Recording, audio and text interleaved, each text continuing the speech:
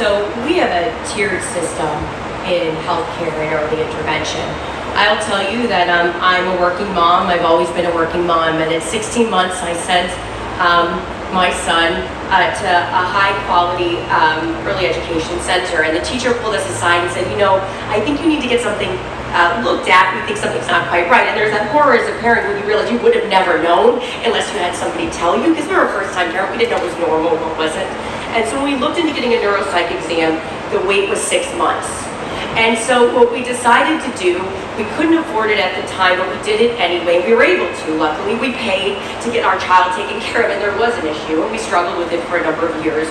And my child had a 504, and we had a number of barriers within early intervention, including getting OT. And at that point, we decided instead of waiting for early intervention and missing more benchmarks, we would pay for OT ourselves.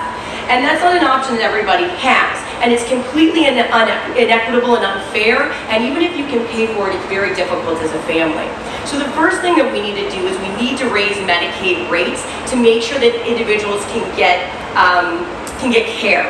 We also need to develop the workforce so there are more providers. The long term, those are the long-term structural things that we need to do. But in the short term, you cannot leave children behind, because the whole purpose of early intervention is getting involved early and giving options for parents to get involved early. Now, I mean, we put it on our credit card. We did what we needed to do, but as someone who comes from a single mom, my mom would have not been able to have done that. The other thing we need to do in the interim is that we need to make it so that it's easier for providers to come in, so that if we have the funding available now, we need to quickly build the workforce, which means we need to look at compact licensing to get providers from Massachusetts and Connecticut in to fill that gap so those children are not on lists. We need to look at creative solutions like telemedicine as well for services that are appropriate for those sort of things. So there is the long term, which is the structural funding issue, but also in the short term, we cannot continue to leave children behind, because the whole purpose of early intervention is to get involved early and help parents realize there's a problem and then immediately help families.